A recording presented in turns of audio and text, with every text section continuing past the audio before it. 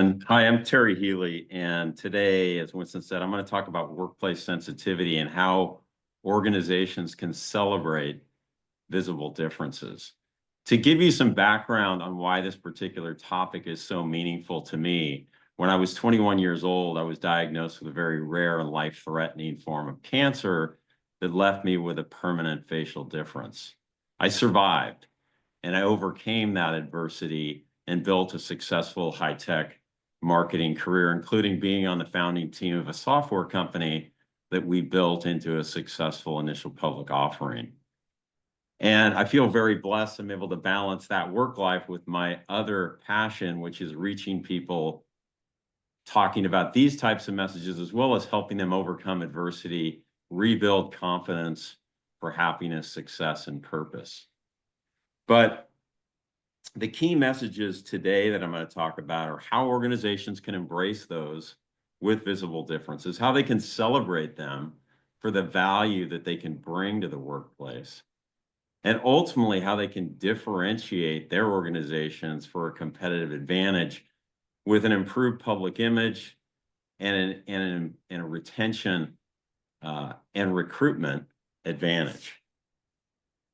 So the reason this is important is that visible differences are a lot more common than I think most of us believe or think. There was a study in 2021 in the UK that found that 20% of the respondents self-identified as having a visible difference. Almost 80% of those said that they avoided applying for a job in their lives.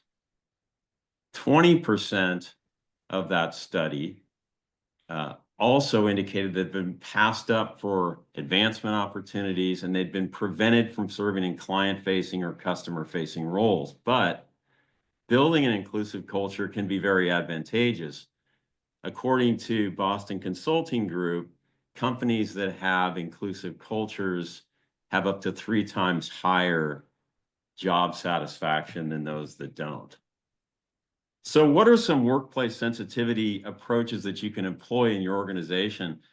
We don't have time in the short amount of minutes I've got today to go through all the training, so I'll let you review those. But the one on this list that I like to talk about is job interview training.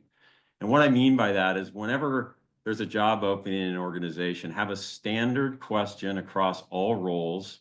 So every recruiter, every hiring manager, and interviewer would ask the same question. They ask something to the effect of, how did you overcome adversity and face life's challenges? It gives the candidate the opportunity to talk about a career situation or a personal situation. But if they talk about how they've overcome their differences in their lives, you'll hear amazing stories. You'll hear about how they learned skill sets, how they became better able to adapt and handle change. You'll hear about courage, resilience, character, and grit. So often those with differences can become better leaders and managers within organizations because when they reach that level, they bring more empathy to the organization, right? They're more comfortable with change and they tend to be able to bring better life perspective. And then finally, I think there's this concept of servant leadership, which I think most of us are familiar with, but they can become better servant leaders because servant leaders are really focused on the well-being and growth of the people that work for them. And there are really 6 key principles of servant leadership. The one that I like to talk about the most is the one about being real.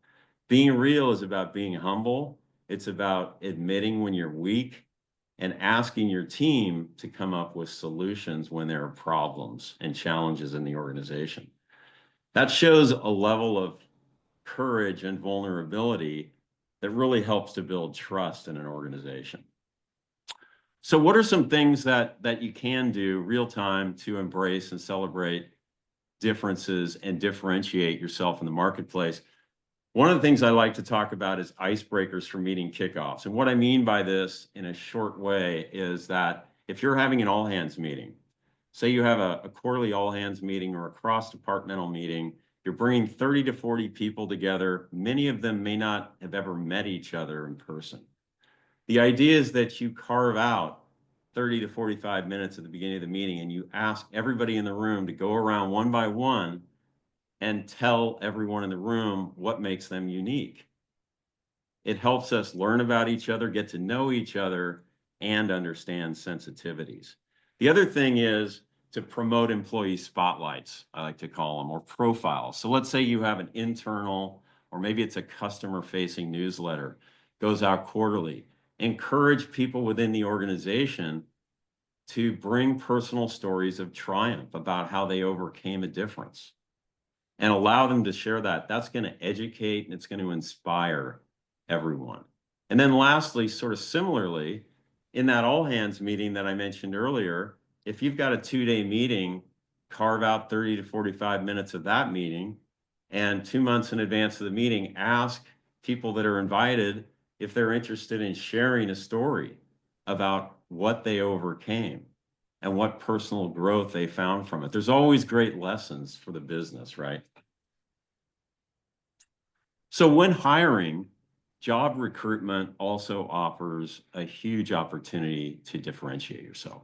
So what I'm calling out in the white section here is just an excerpt from a Cisco Systems, the networking company, ad for a lot of their jobs. You can go much further than this, right? But the idea is that you can demonstrate to candidates your inclusive culture, and younger generations, younger than me, that's for sure, tend to want to work for companies that are socially responsible. They like working for companies that have a social conscience, and that's going to improve recruitment and retention along the way. So the benefits are numerous, right? So diverse cultures are going to bring people with creativity and levels of innovation that you're not going to have without that. It's going to bring greater life perspective, which has also been proven in many studies to improve decision-making within organizations. I've already mentioned employee engagement and retention, but it's always good to reinforce. And then lastly, which I started with, is the improved public image. It goes a long ways to have this type of organization, not only for recruitment and retention, but for your investors, as well as for your customers who see what you're doing every day, that you're making a difference. Here are just, I have many topics that I speak about. The one on navigating life's roadblocks is based on a memoir that I wrote, and that's about my story overcoming my facial difference.